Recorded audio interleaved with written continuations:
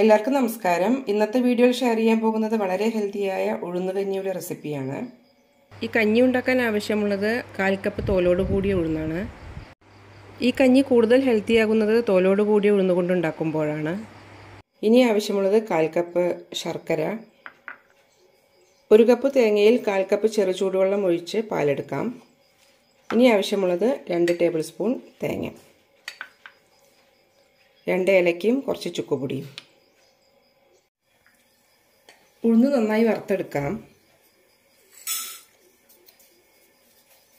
നല്ലൊരു വറവ് മണം വരുന്നത് വരെ വറുക്കണം.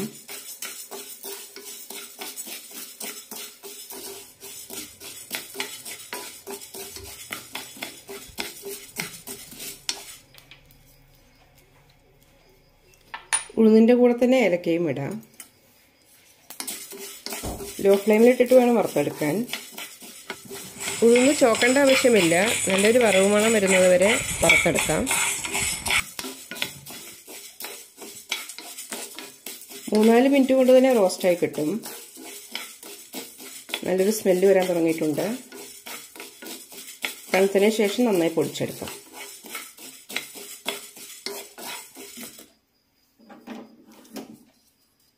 തണുത്തിട്ടുണ്ട്, പൊടിച്ചെടുക്കാം. ചെറിയ തരിയോടുകൂടിയാണ് പൊടിച്ചെടുത്തിരിക്കുന്നത്. പാനിൽ 2 കപ്പ് വെള്ളം തിളയ്ക്കാൻ വെച്ചിട്ടുണ്ട്. ഇതിലേക്ക് 2 നുള്ളി ഉപ്പിടാം.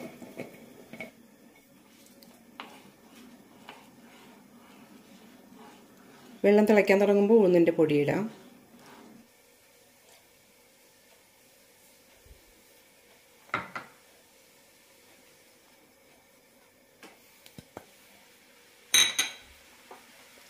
കൈവിടാതെ ഇളക്കി കൊടുക്കണം.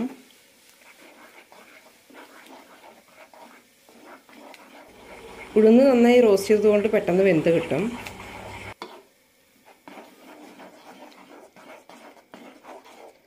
ലോ ഫ്ലെയിമിലിട്ട് 6-7 മിനിറ്റ് നന്നായി ഇളക്കി കൊടുക്കാം.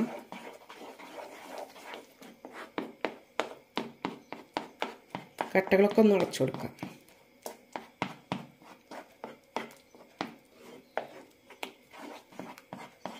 മൂന്നാല് മിനിറ്റിൽ തന്നെ ഉഴുന്ന് നന്നായി വെന്ത് കുറുകി വരും.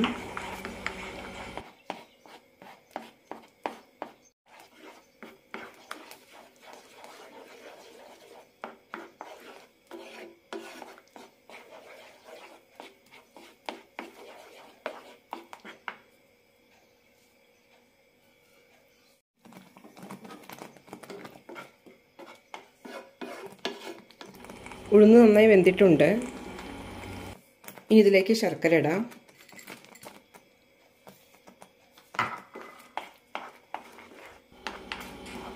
കാൽ കപ്പ് ശർക്കരയാണ് എടുത്തിരിക്കുന്നത്.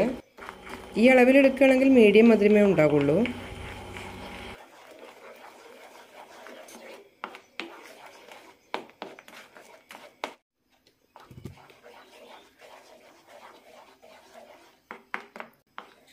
ശർക്കരയൊക്കെ നന്നായി അലിഞ്ഞിട്ടുണ്ട്. ഇനി ഇതിലേക്ക് തേങ്ങ ഇടാം.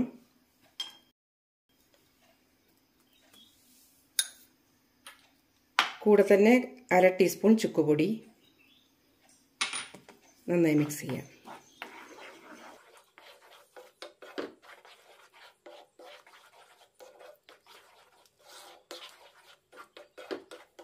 ഫ്ലെയിം ഓഫ് ചെയ്ത ശേഷം തേങ്ങാപ്പാൽ ഒഴിക്കാം.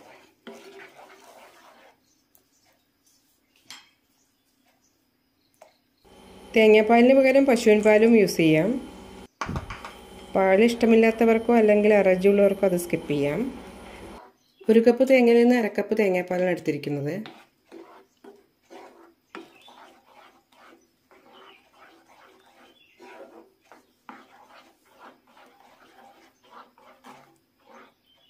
വളരെ ടേസ്റ്റിയായ ഉഴുന്നുകഞ്ഞി റെഡി ആയിട്ടുണ്ട്.